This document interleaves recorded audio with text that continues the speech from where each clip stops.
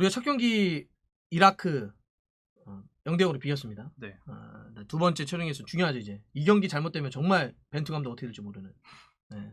레바논 경기가 이제 하루 뒤. 네, 내일 8시. 네, 화요일 밤에 이제 수원에서 열리게 되는 거죠. 네. 이 경기는 뭐 무조건 잡아야 됩니다.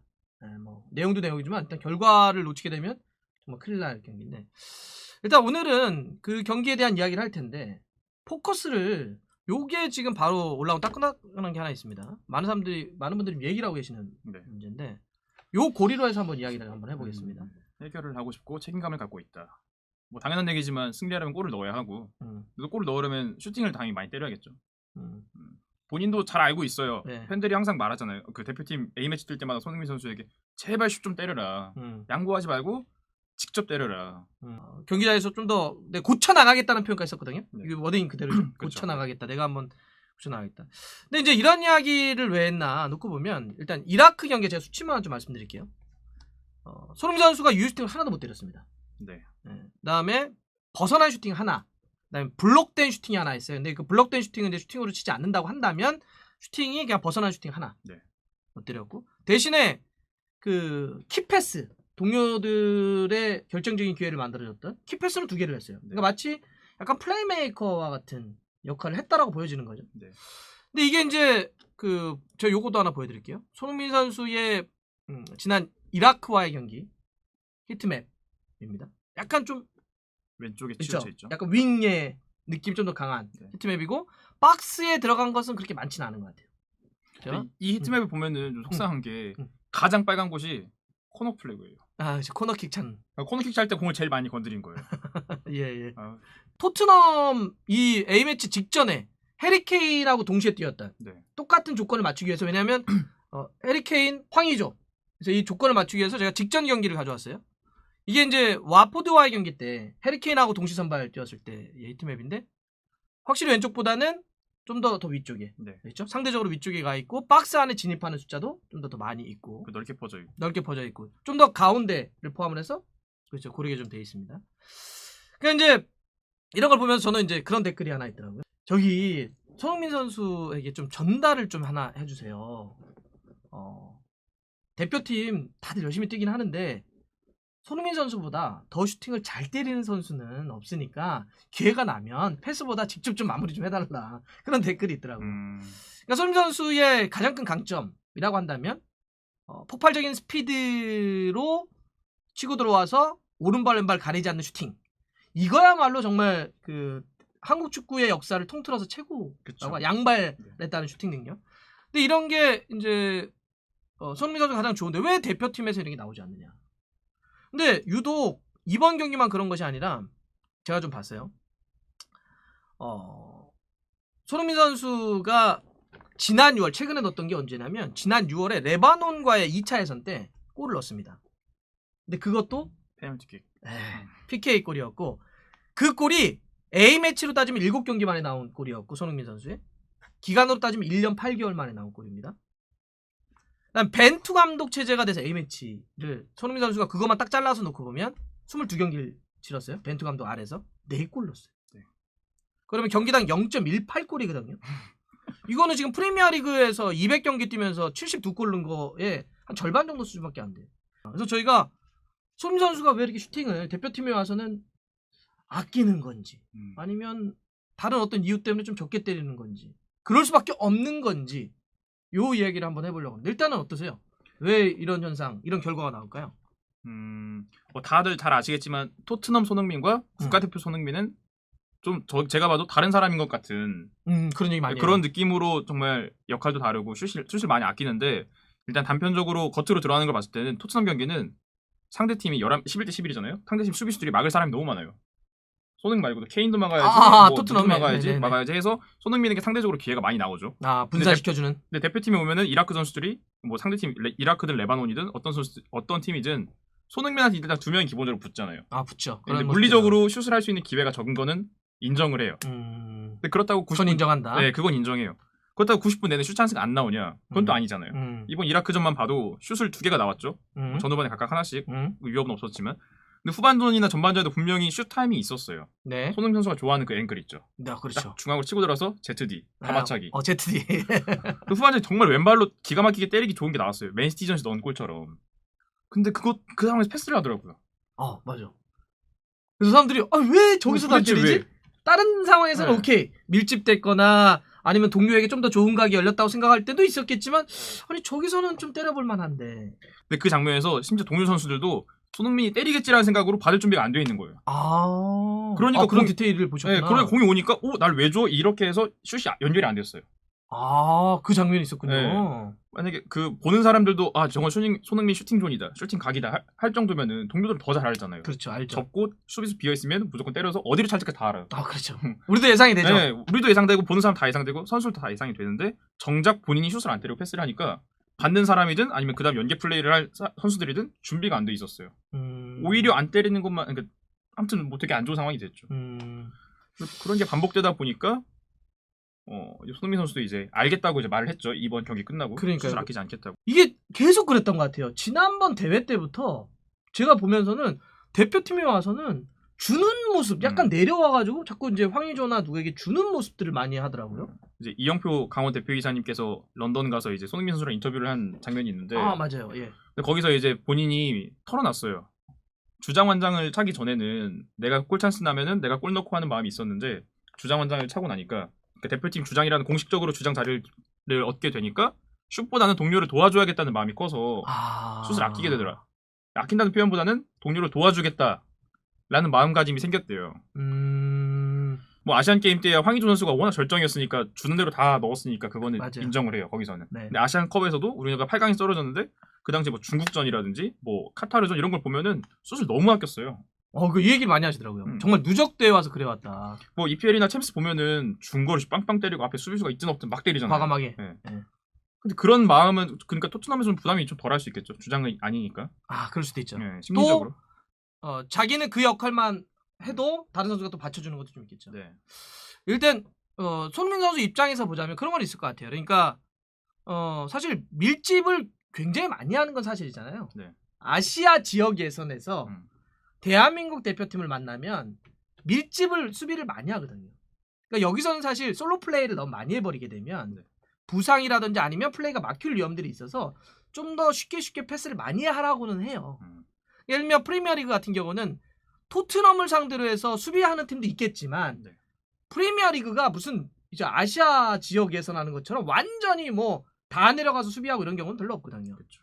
그러니까 이런 상태에서 손흥민 선수가 자기에게 밀집되는 걸 알기 때문에 수비를 자기가 끌어당겨 놓고 주자라는 마음일 것 같아요. 그렇죠. 저도 이제 네. 손흥민 선수의 마음으로 이해하자면. 그리고 앞에서 뭐 언급하셨는데 팬들이 좀 호날두 얘기를 많이 하더라고요. 호날두처럼 호날두는 대표팀이든 소속팀이든 막 때리잖아요, 자기가. 그렇죠. 무조건 때리잖아요. 네. 근데 물론 난사라고 쓴소리를 할 때도 있지만 보면 그만큼 그 확률이 높잖아요. 골 들어갈 많이 확률이. 때리니까. 네, 많이 때리니까.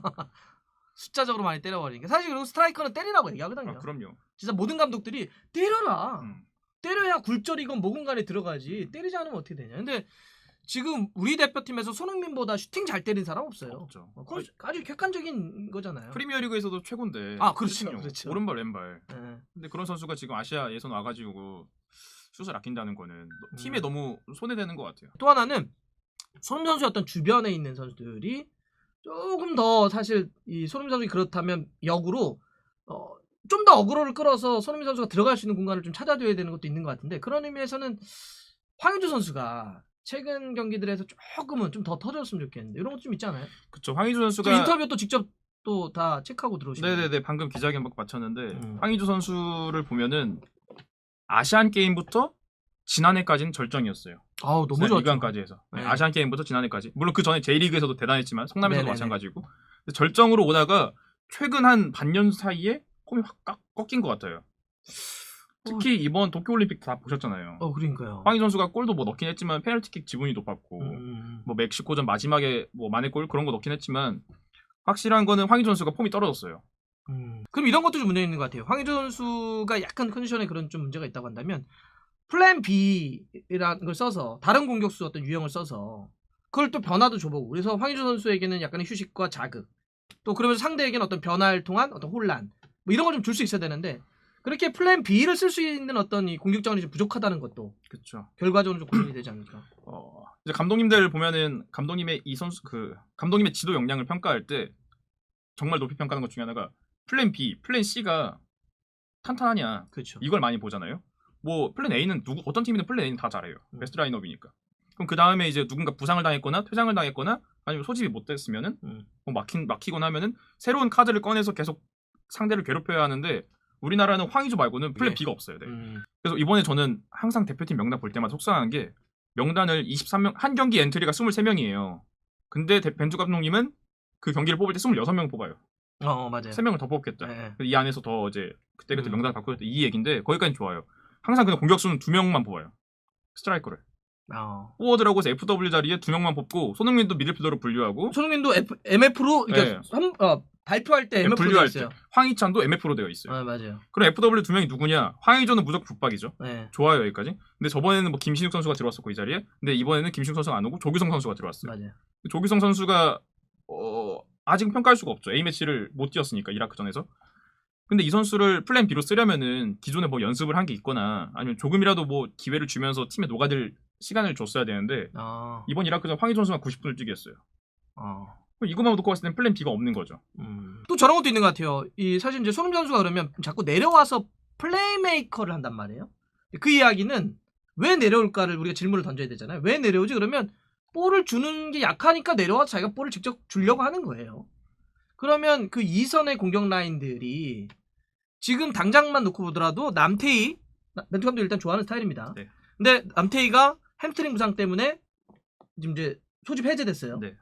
그럼 쓸 수 있는 자원들이 이재성, 이동경, 권창훈 그런가요? 2선 쪽에? 네, 그렇죠. 그 남태희 선수 자리에 들어올 수 있는 선수가 뭐 이재성, 이동경, 권창훈 플러스 뭐 황인범 선수도 그 자리에 뛸 수 있고 약간 올리거나 뭐 밑으로 내리거나 할 수 있는 선수니까. 그러면 이 선수들이 좀 더 잘 활용해야 될 것도 있지 않을까. 그래서 볼줄이 그러니까 손흥민 선수가 오케이 내가 황의조랑 투톱을 뛰건 아니면 좀 더 중앙으로 가서 높은 위치를 갈 테니까 볼을 좀 집어넣어줘. 그래서 컨비네이션이 좀 맞아야 될 것 같은데 컨비네이션적인 측면에서는 어떻게 생각하세요? 2선 쪽 라인들하고. 방금 언급한 남태희, 뭐 이재성, 이동경, 권창훈 아직 이동경은 이제 많이 뛰진 않았으니까 제외하고 보면은 좀 솔직히 좀 냉정하게 말하면 손흥민 선수랑 호흡 잘 맞는 2선 미드필더를 본 적이 없어요. 대표팀에서. 대표팀에서? 제가 봤을 때는.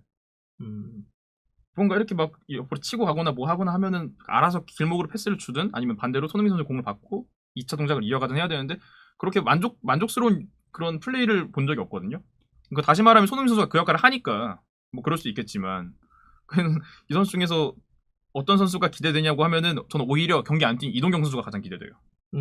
굉장히 움직임 자체가 역동적이죠. 네, 또 그동안 뭔가 모습을 손흥민 선수가 호흡을 보여준 게 없기 때문에 과연 이 선수는 어떤 걸 해줄까?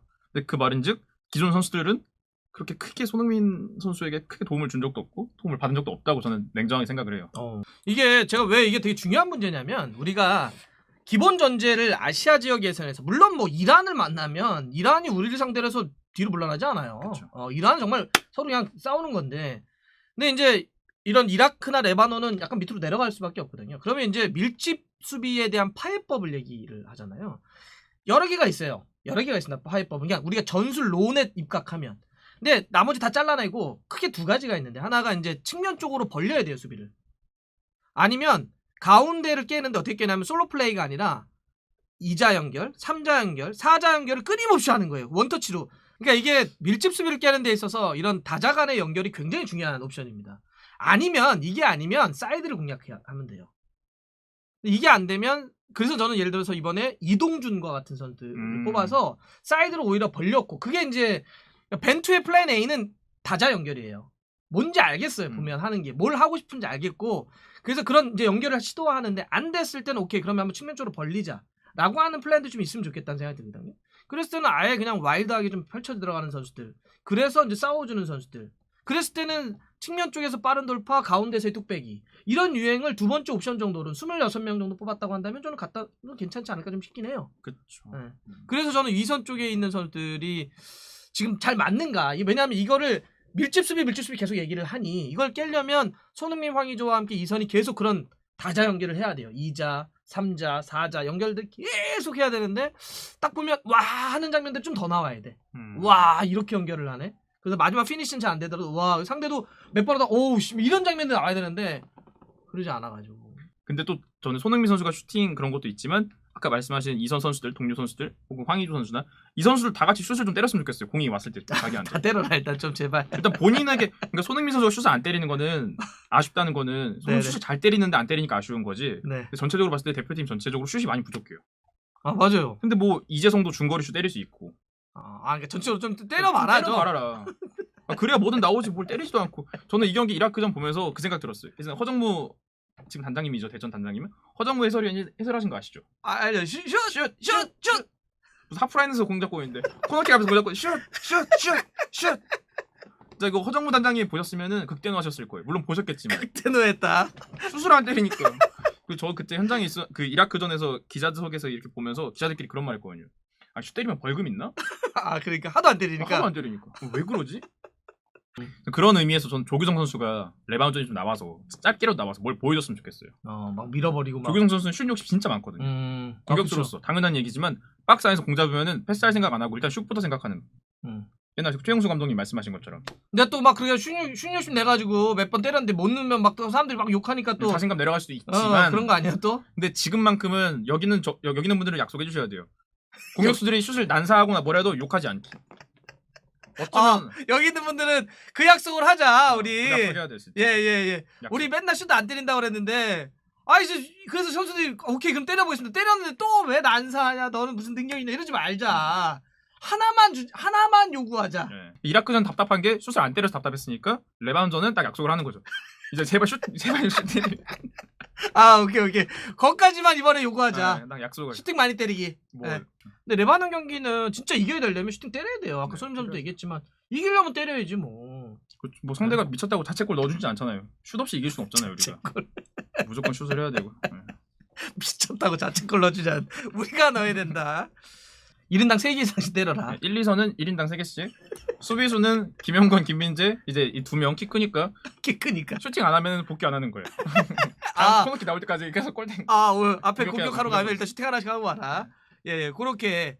그러니까 너무 손흥민 중심주의로 다른 선수 때리면 네가 왜 때렸냐 이런 거. 제가 하신 말 그 말이었어요. 맞아.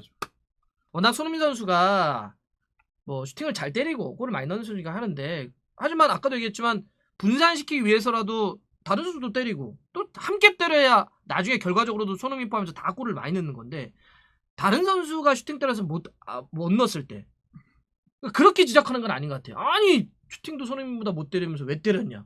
이거는 난 아닌 것 같아요. 그런 여론이 쌓여서 지금의 대표팀이 됐습니다. 맞아요. 슛을 아끼는 거죠. 그러니까 그냥 열심히 때리면 이렇게 때려가지고 결과적으로 옆에 있는 친구가 우리 선수들이 막 때리면 상대도 이거 잡으러 가다가 그럼 결과적으로 손흥민이 나올 수도 있고 그렇죠. 손흥민이 때리면 결과적으로 우리 또 다른 친구들에게 열릴 수 있으니까 너무 이렇게 그런 식으로 얘기하는 건 조금 좀 아닌 것 같아요. 그런 부분들은.